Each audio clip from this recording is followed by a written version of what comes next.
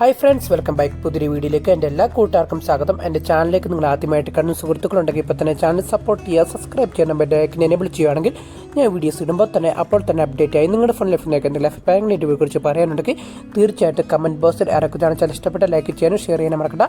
അപ്പോൾ നമുക്ക് നേരെ വീഡിയോയിലേക്ക് പോകാം. അപ്പോൾ നമ്മൾ ഇന്ന് തൃശ്ശൂർ പൂരം കാണാൻ വേണ്ടി പോവുകയാണ് ഗൈസ്. അപ്പോൾ നമ്മൾ പൂരങ്ങളുടെ നാടായ നമ്മുടെ തൃശ്ശൂർ പൂരത്തെ കാണാൻ വേണ്ടി നമ്മൾ തൃശ്ശൂരിലേക്കാണ് നമ്മൾ ഇന്നത്തെ യാത്ര.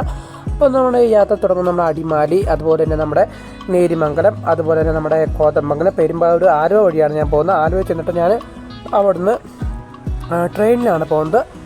ആലുവ ചെന്നപ്പോൾ ഞാൻ ഒരു 2-2:30 അതിനിട്ട് ഫുഡ് കഴിച്ചിട്ട് നമ്മൾ നേരെ റെയിൽവേ സ്റ്റേഷനിൽ പോയി നമ്മൾ ടിക്കറ്റ് എടുത്ത് നേരെ ഇപ്പോൾ നമ്മുടെ കൊച്ചി ഇൻ്റർനാഷണൽ എയർപോർട്ടാണ് നിങ്ങൾ കാണുന്നത്. അപ്പം അതുപോലെ നമ്മൾ അങ്കമാലി നമ്മൾ ചെന്നിട്ട് നേരെ അതുവഴി നമ്മൾ തൃശ്ശൂർ ടൗണിലേക്ക് നമ്മൾ എത്തുകയായിരുന്നു.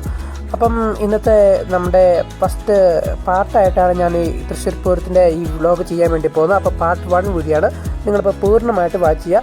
അപ്പോൾ നമ്മൾ തൃശ്ശൂർ നമ്മുടെ റെയിൽവേ സ്റ്റേഷൻ നമ്മൾ എത്തുകയായിരുന്നു.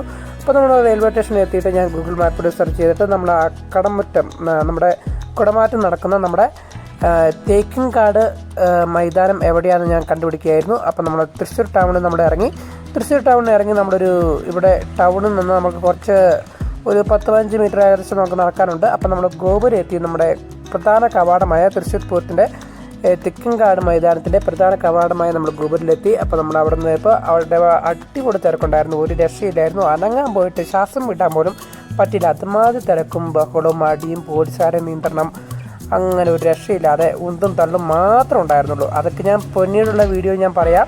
അപ്പം അങ്ങനെ ഒരു തരത്തിലാണ് നമ്മൾ ഇതിൻ്റെ വ്ലോഗ് ചെയ്യുന്നത്. അപ്പം വീഡിയോ പൂർണ്ണമായിട്ടും വെച്ച് മറ്റൊരു വീഡിയോ